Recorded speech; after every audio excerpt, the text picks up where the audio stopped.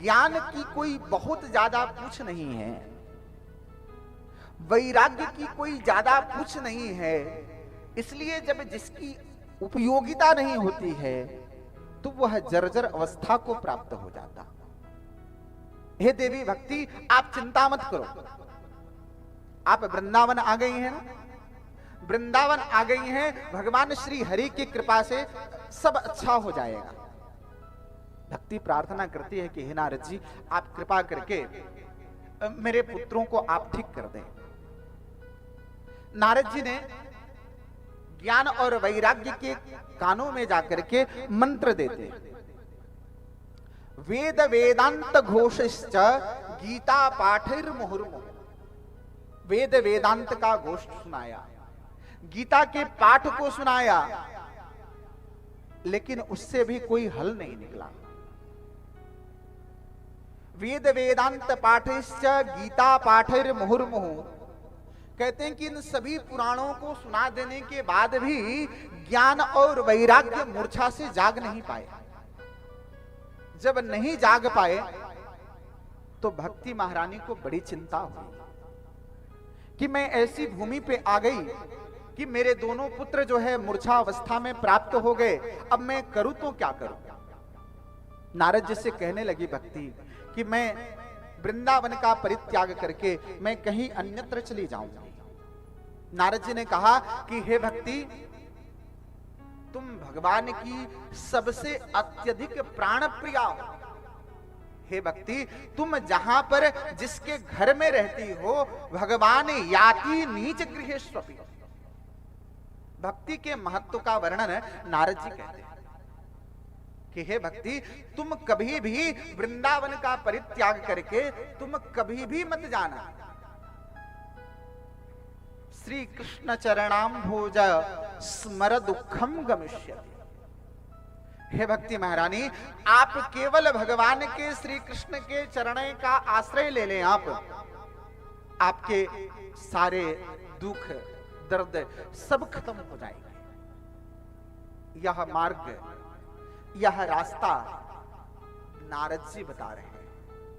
वो नारद जी कौन हैं? तो ब्रह्मा के मानस पुत्र हैं, भगवान के भक्त हैं और विरक्त संत हैं। जब कोई संत किसी के जीवन में ऐसा मिल जाता है तो उस जीव का संबंध भगवान से जोड़ देता है, उस जीव का मार्ग ले जाकर के ईश्वर के चरणों में स्थापित कर देता है। इसलिए कहते हैं, कोई तार हरि से जोड़े, ऐसा कोई संत मिले। श्री राधे।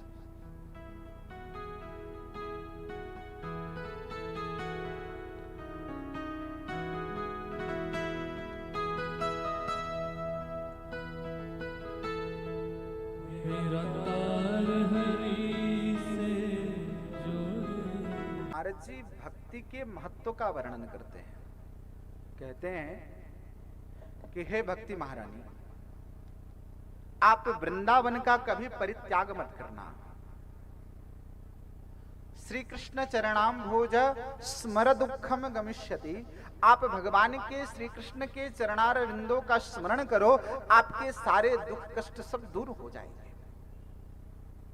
नारद जी कहते हैं कि भगवान श्री कृष्ण के चरणों के स्मरण करने से एन परित्राता कौरव कश्मलात। जिस भगवान श्री हरि ने कौरवों से द्रौपदी की रक्षा की, भरी सभा में द्रौपदी को लाकर के कौरवों ने जब वस्त्र हरण करना आरंभ किया तो द्रौपदी कुछ देर तक यह मन में विचार करती रही कि इस सभा में बैठे हुए बहुत से लोग मेरे अपने हैं, कोई तो उठ करके बोलेगा और इनके रहते हुए कौरव हमारा कुछ कर नहीं सकता। बहुत देर तक द्रौपदी ऐसा मन में विचार करती है, लेकिन जब द्रौपदी ने देखा कि जितने भी मेरे अपने बैठे हुए हैं सभी के सभी मौन हैं, कोई कुछ बोल नहीं रहा है, द्रौपदी को लगा कि अब तो मुझे इस भरी सभा में वस्त्र रहित होने से कोई बचा नहीं पाएगा। उसी समय द्रौपदी ने भगवान को याद कर लिया। हाथ उठा करके द्रौपदी ने कहा, हे पांडव सखे, हे द्वारिकाधीश, आप तो मन के वेग से भी अधिक गति से चलते हो ठाकुर। यदि आपका और मेरा संबंध है वह सत्य है, तो हे ठाकुर आज इस विपत्ति में आप हमारी रक्षा करें। हे प्रभु, आप तो अपने भक्तों के परिरक्षण के लिए जाने जाते हो, आप अपने भक्तों को उस विपदा से बाहर निकालने के लिए जाने जाते हो। हे प्रभु, आपका नाम तो भक्त वत्सल है ना ठाकुर, और यदि इस बार आप नहीं आए ठाकुर तो हमारा और आपका संबंध खत्म हो जाएगा। जैसे ही द्रौपदी ने अपने दोनों हाथ खड़े करके और द्वारिकाधीश को जब पुकारा है, उसी समय ठाकुर वस्त्र के रूप में बन करके आ गए हैं और द्रौपदी की परिरक्षा की। नारद जी कहते हैं कि हे भक्ति, जो ठाकुर ने जिस द्रौपदी को बचाया भरी सभा में, जिसने समस्त गोपियों का परिरक्षण किया ठाकुर ने, वो ठाकुर कहीं इस वृंदावन का परित्याग करके कहीं गए नहीं। भगवान श्री कृष्ण श्री हरि नित्य इस वृंदावन धाम में निवास करते हैं, इसलिए हे भक्ति आप कहीं जाना नहीं, यही रह करके आप भगवान के हरि नाम का स्मरण करो, जिससे ठाकुर आपके समस्त उलझनों को दूर कर देंगे। नारद जी यह संवाद सनकादिकों से सुना रहे हैं। उन्होंने कहा कि हे सनकादिकों, हे मुनियों, मैं आपको क्या बताऊं, मैं भक्ति को सांत्वना दे करके जब उनके पुत्रों को जब मैं जगा रहा था गीता पाठ आदि करके, तो वो उठते तो थे लेकिन पुनः सो जाते थे। इतने ही देर में एक आकाशवाणी हुई और आकाशवाणी ने कहा कि हे नारद, उद्यमः सफलस्तेयं भविष्यति न संशयः।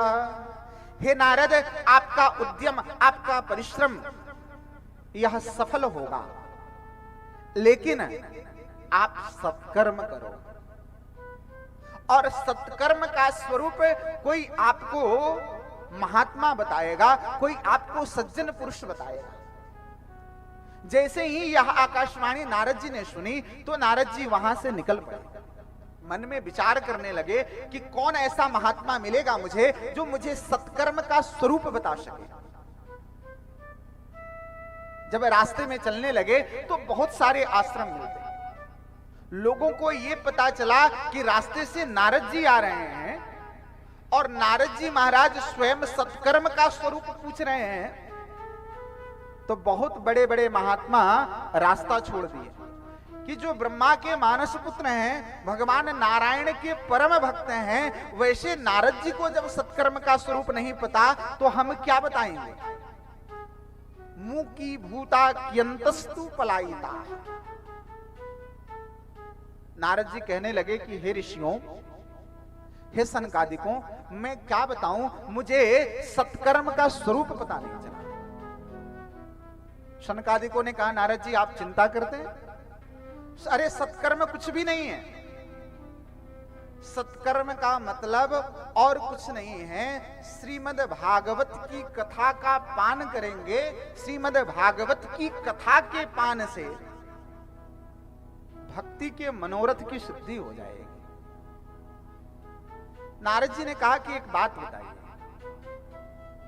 श्रीमद् भागवत क्या है?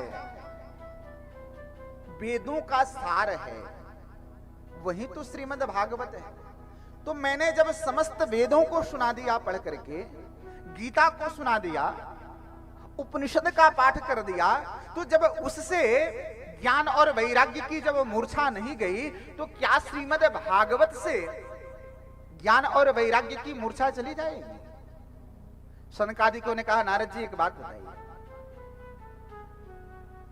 आप जानते हैं ना कि दूध के अंदर घी छुपा हुआ है। दूध को दही बना दीजिए, दही से मक्खन तैयार हो जाएगा और मक्खन को गर्म करने के बाद घी बनता है, और उस घी में हम बहुत सारे व्यंजन बना लेते हैं।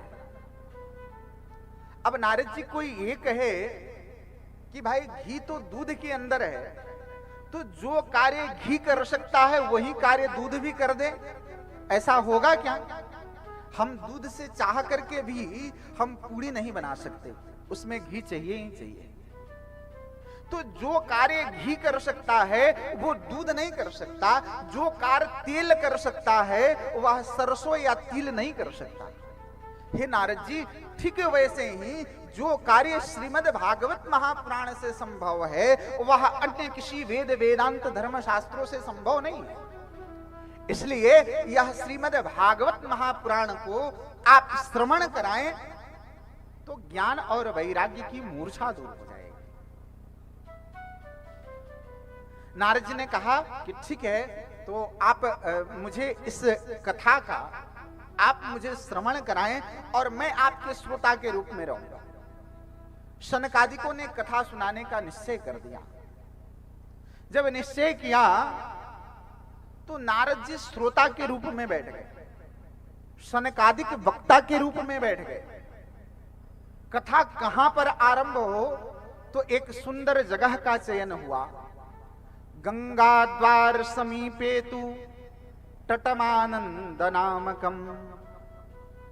गंगा के तट पर, आनंद नामक तट पर बैठ करके हरिद्वार में कथा श्रवण करने के लिए नारद जी ने निश्चय किया। यह कथा कैसी है? तो बड़ी अद्भुत कथा है। इस कथा को सुनने के लिए बैठने वाला व्यक्ति श्रोता के रूप में कौन है? तो नारद जी, जो साक्षात भगवान नारायण के अनन्य भक्त हैं।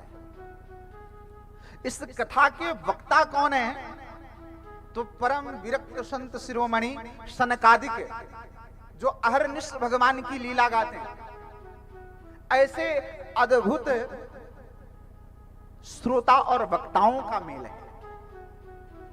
नारद जी ने उस कथा में जितने भी संत महात्मा थे सबको निमंत्रण भेज दिया।